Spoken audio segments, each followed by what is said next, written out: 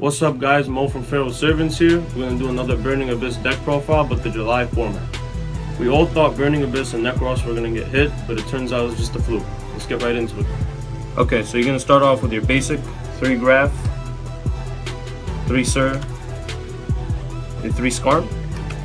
Honestly, you need 3 of these, 3 of each. There's no Burning Abyss deck I've seen that's run 2 of any of these, or 1. That's just not intelligent at all.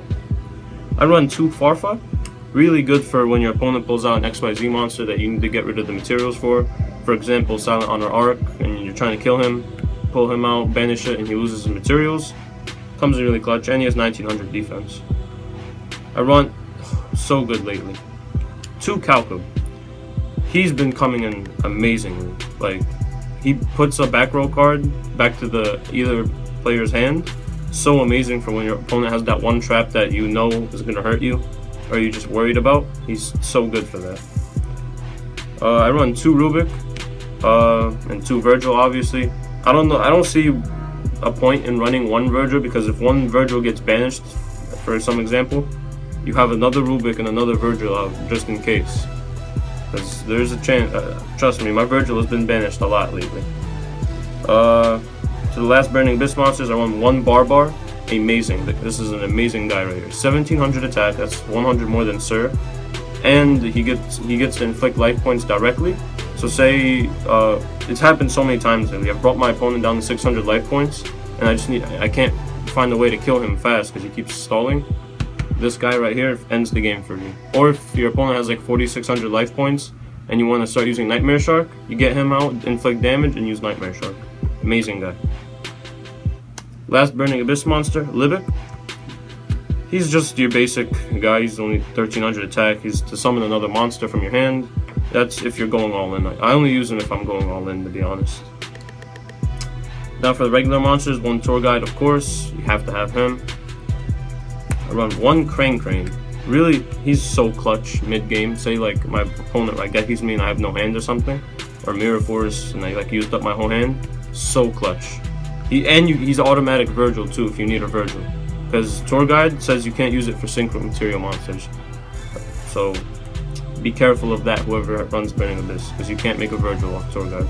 I've seen a bunch on Dueling Network. Him you can make Virgil off of. Good guy right there. I run 1 Mathematician. He's really used to put Skarm in the graveyard, add a card to my hand. That's if I have a bad hand, of course. Or say I just need a quick effect to get off. I already got Dante's, or I have attack on the floor. I just need a quick effect like Calcub or Farfa. I run 4 spells. Foolish Burial, of course.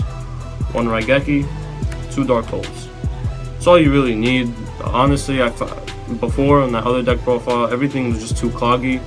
I think this deck has just been so consistent lately. I found no problems with it. This is a very big improvement from that last deck profile I made. You only need these 4 spells, honestly. There's nothing else that's amazingly good. I don't even like the Burning Abyss spell. Onto the traps, I run 16 traps.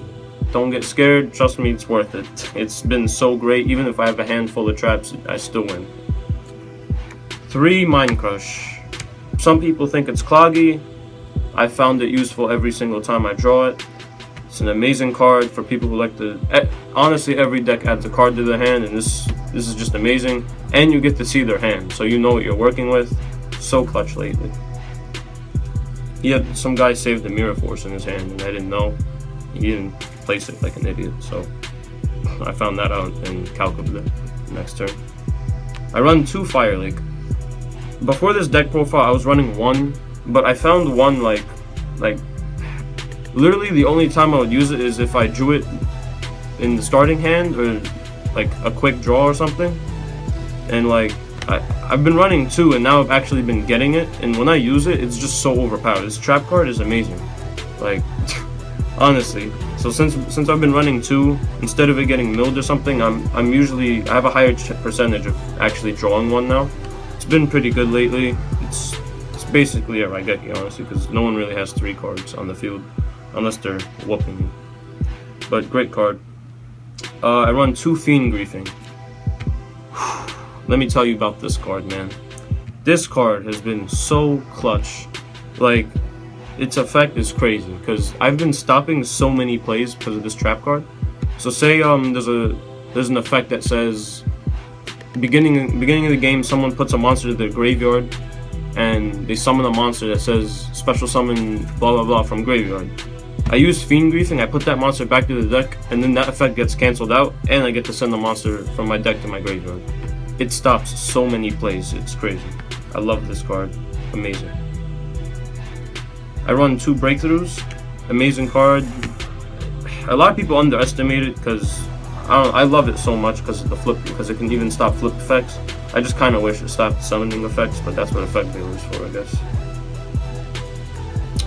Now for your protection, for destroying cards, basically. Except for this. 2 Phoenix Wing Wind Blast.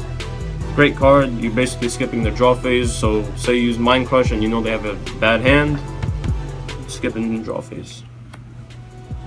It's an amazing card. I run 2 Karma Cuts for the big monsters I can't get over. Amazing. Been doing really well lately. I love banishing the best monsters. 1 Raigeki Break. Since there's no MSTs in here, you gotta have something to destroy a continuous trap, so he's in there for that. Even though most of the time he gets milled, but honestly you should be winning the game before they pull out a card that's continuous that you have to worry about. I run 1 Crush card. I packed this and I was so happy because I wanted to buy one, but I was just too lazy, and honestly this card has been so clutch also. So say I'm on the offensive and they just keep setting monsters down. At one point they had 3 set monsters down with over 1500 attack. I played Crush card on a Dante with not a Dante, I'm sorry, a Barbar, and the whole field got cleared, and their hand got cleared too, and then they had to send 3. He just rage quit after the game. It was funny. I just literally killed his whole vibe after that. Amazing. And for the last trap, Torrential Tribute. That's just there for protection once again. Great card because you even get your materials off, or your graveyard effects. Really good card.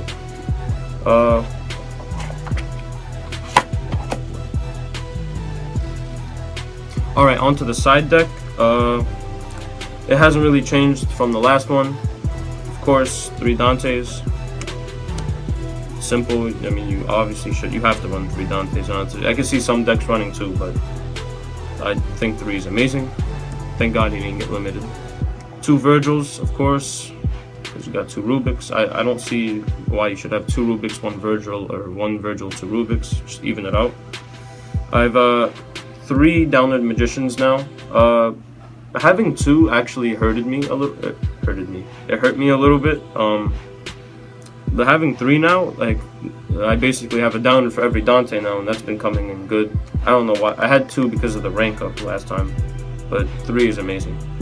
1 Ghost Trick for the cards that, or for the decks that love to set traps down a lot. Engineer, protection. 2 Acid Golems, really good card for when they, because a lot of times I've been wanting 2 Acid Golems, but the first one gets banished or mirror forced or something, and now I got a second one there. He's been the second one's actually been coming in clutch. I'm thinking about running 2 Nightmare Sharks since that gets mirror forced a lot also, but I already have 2 Acid Golems, so I might as well just have 1. I don't know, maybe the next deck profile I'll let you know, but it's rather, honestly, if you're gonna copy this deck, you have to pick wisely between 2 Acid Golems and 2 Nightmare Sharks. But lately 2 Acid Golems have been great. And then 1 Wind Up Zen Mains, great card honestly. Onto the side deck. It's not really anything amazing, I just kind of threw in a bunch of cards that have been helping lately. Only for the decks that I play at my locals, of course. Now onto the side deck. I run 1 Jinzo, 3 MSTs, just in case I know I'm going up against that likes to run continuous. Honestly, at my locals, a lot of people are trap heavy, and these cards have been coming in really good lately. Nobleman a Crossout. I don't know why. Honestly, this card is just amazing. I don't know why people don't have this in their side deck. If you know you're gonna go up against Shaddolls, since all Shaddol monsters have flip effects, you're literally banishing all three. I forgot if it destroys one, banishes the other two, or destroys or banishes all three. So great, honestly. It's amazing. It kills literally the whole game once you do that, especially having three. One Malevolent Catastrophe. Like, once again, this isn't like a complete side deck. It's just a bunch of cards I just kind of threw in there that could help. Literally, the main cards is Jinzo, MST, and Nobleman of Crossout. I got one Burial in there for the people who go anti-meta on me, like Macrocosmos or something. Chain Disappearance is honestly just in there, just in case. Oh, and actually, it's used for the mirror match also, because Dante has 1000 attack, and this banishes all three Dantes. Great card right here. Chain Dispel for the people who like to run Necro Valley. I've been running out of white sleeves, so excuse that. One Dust Tornado. I took out Vanity from the main deck. I've just found it so cloggy. Like, I don't know. I just didn't appreciate it. So far, it's been great without Vanity. Last card, no sleeve. Defusion, again, for Shaddolls or any other fusion deck like Elemental Heroes. Thanks for watching, guys. Don't forget to like, comment, and subscribe on these videos. We're still waiting on some WIGO Pro replays. So far, we haven't gotten any. So if you have any, please send it down to the email in the description below. Thanks for watching, and I'll catch you later.